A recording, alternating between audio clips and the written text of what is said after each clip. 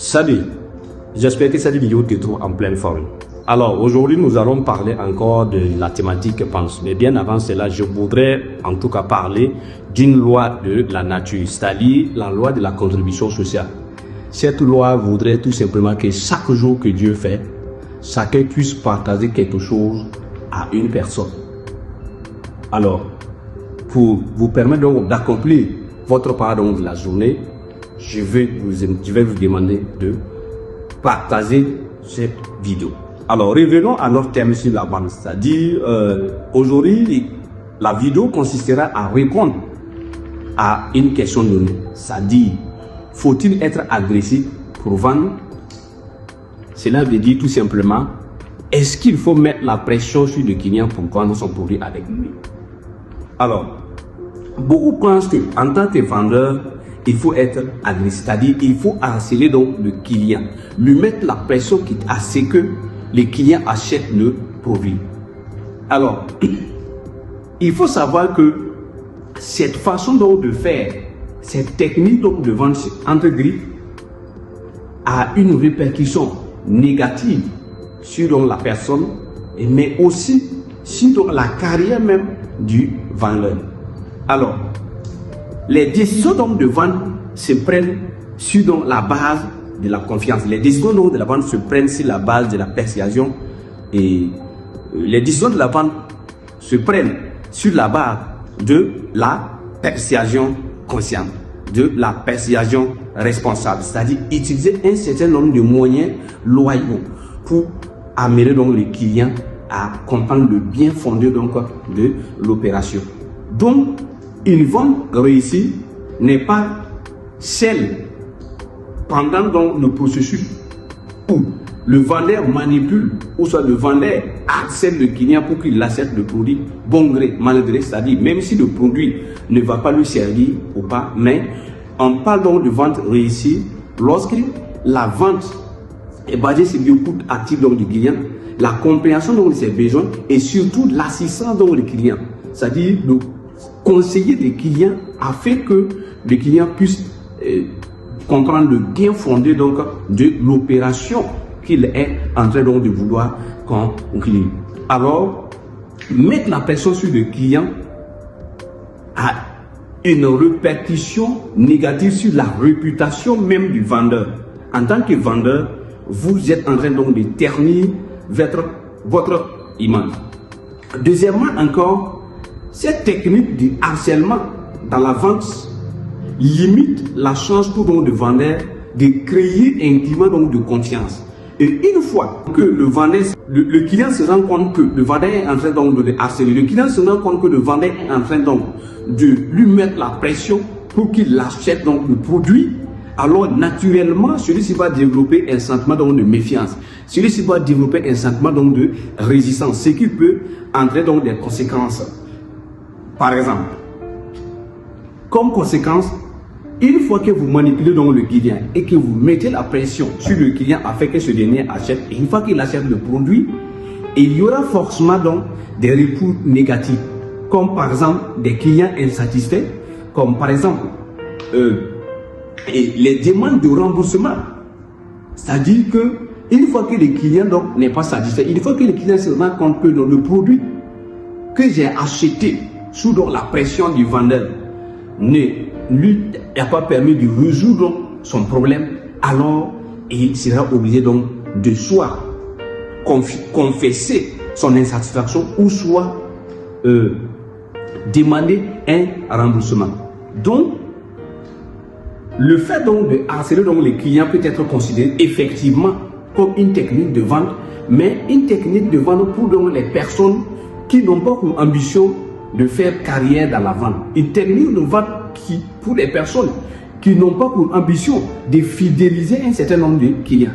C'est surtout une technique de vente pour donc les vendeurs occasionnels, c'est-à-dire des gens qui vendent occasionnellement, sinon ils n'ont pas pour objectif, ils n'ont pas pour but d'être un vendeur professionnel, d'être un vendeur rentable dans le temps. Pour ces personnes, on peut dire effectivement que vendre égale la agressivité. Vendre, c'est harceler le client. Vendre, c'est mettre la pression dans le client à acheter le produit ou le service, même si ce produit ou le service ne va pas lui servir donc à grande chose. Alors, pour ce qui est de notre part, pour être un bon vendeur, un vendeur à succès, un vendeur qui prend en tout cas le problème du client comme le sien, il faut d'abord utiliser donc l'écoute active, comprendre donc les besoins du client et le conseiller de sorte à ce qu'il prenne la bonne décision, le conseiller de sorte à ce qu'il soit libre à passer à l'action ou à ne pas passer donc à l'action. Pour réussir effectivement dans la vente, vous devez tout simplement utiliser la persuasion consciente. Voilà, c'est la meilleure technique de vente.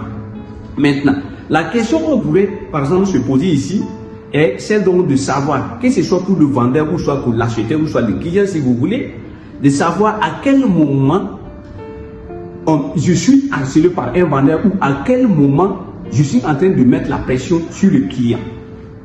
Alors, pour répondre à cette question, il faudra donc savoir d'abord le but même du vendeur. L'objectif principal du vendeur, c'est quoi?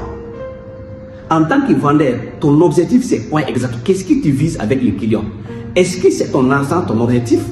Si c'est le cas, tu n'es pas certain que vendre. En ce moment, tous les moyens sont bons pour vendre. Mais est-ce que c'est le bien-être du client, la satisfaction du client? Oui, si c'est le cas, effectivement, vous allez étudier un certain nombre de mécanismes qui conduisent effectivement à satisfaire le client. Alors, lorsque dans votre processus de vente, en tant que vendeur, vous vous rendez compte que le produit ou le service que vous proposez ou que vous êtes en train de proposer au client répond exactement aux besoins ou soit aux problèmes donc du client, alors en ce moment, vous êtes un vendeur de bonne foi.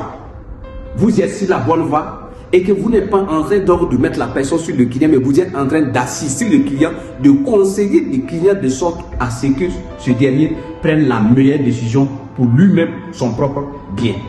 Par contre, lorsque vous, en tant que vendeur, dans votre processus de vente, vous vous rendez compte effectivement que le produit et ou le service que je suis en train de proposer au client ne va pas résoudre son problème, ne répond pas à ses besoins et que je me force pour l'amener à acheter mon produit bon gré, mal gré, alors en ce moment, tu es un vendeur donc de mauvaise foi. Tu es un vendeur qui n'est pas sérieux. Tu es un vendeur qui ne vise que l'argent et non la satisfaction de ses clients. En ce moment précis, tu es en train donc de mettre la pression sur le client. Tu es en train d'agresser les clients. Alors, pour réussir donc dans la vente, pour être un vendeur assorti d'une mission de bien-être du client, une mission de satisfaction des intérêts donc du client, alors vous devrez d'abord mettre l'accent sur la confiance donc du client, la persuasion consciente et responsable donc du client, l'écoute active, comprendre ses besoins et assister ou soit conseiller les clients à ce que ce dernier puisse prendre la bonne décision. Vous devrez donner l'opportunité au client ou soit la liberté au client de passer à l'action ou de ne pas passer à l'action, car c'est en cela que vous allez réaliser des merveilles en vente. C'est en cela que vous allez réussir à bâtir une carrière professionnelle dans le temps. C'est en cela que vous allez enfin réussir du point de vue financier dans la vente. Alors, si vous voulez donc apprendre davantage sur les techniques de vente, si vous voulez donc être un très bon vendeur, un vendeur rentable, un vendeur de carrière, alors n'hésitez pas à vous abonner à cette chaîne, cliquez sur la cloche de notification, partagez massivement la vidéo et surtout commentez. Rendez-vous au sommet du succès. Merci.